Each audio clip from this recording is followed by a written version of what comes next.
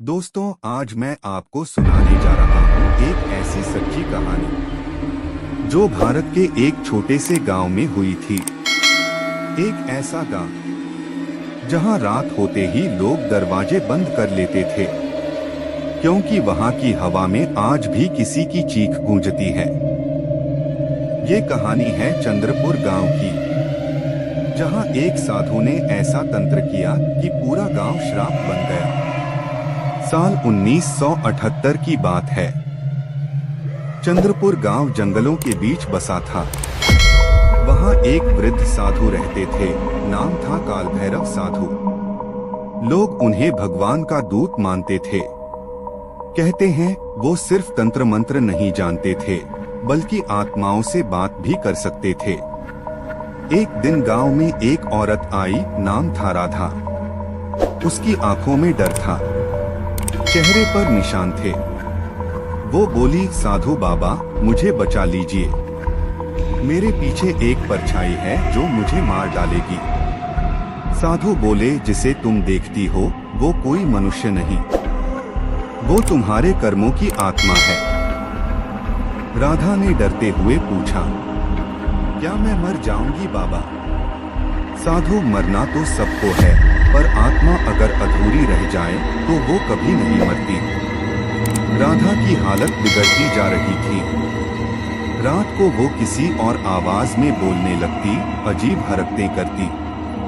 गांव वाले डर गए और उसे मंदिर के पीछे वाले कक्ष में बंद कर दिया। साधु बाबा ने तंत्र साधना शुरू की। रात 12 बजे आकाश में बादल घिर आए। बिजली चमक रही थी। आग के चारों तरफ साधु बैठा मंत्र जप रहा था। राधा जमीन पर तड़प रही थी, जैसे कोई और शक्ति उसके शरीर में उतर आई हो। राधा गहरी आवाज में, मुझे कौन रोक सकता है? वो साधु भी नहीं। साधु ने गुस्से में कहा, तू जो भी है, मैं तुझे तेरे लोक भेज दूंगा। अचानक हवा चलती है, आग तेज हो जाती है। साधु का चेहरा लाल हो जाता है, उसकी आंखें चमकने लगती हैं। वो आत्मा राधा के शरीर से निकलकर साधु के अंदर चली गई, और उसी वक्त साधु ने आंखें बंद कर ली और वहीं ध्यानस्थ अवस्था में मर गया। उस रात के बाद गांव पर कुछ अजीब घटने लगा। हर अमावस्या को किसी के घर से चीखें आने लगती।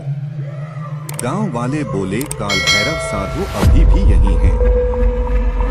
वो चैन से नहीं गए। धीरे धीरे गांव उजड़ गया। लोगों ने वहां रहना छोड़ दिया। लेकिन जो भी उस मंदिर के पास जाता, वो पागल हो जाता।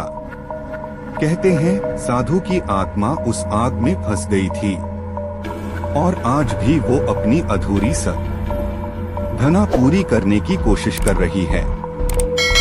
40 साल बाद एक पत्रकार उस गांव में गया। वहां उसे एक बुजुर्ग मिला जो अकेला रह रहा था। उसने बताया, मैंने अपनी आंखों से देखा था बेटा। वो साधु आज भी मंदिर में बैठा है। वो आग आज भी जलती है, पर कोई उसे देख नहीं पाता। पत्रकार डर गया।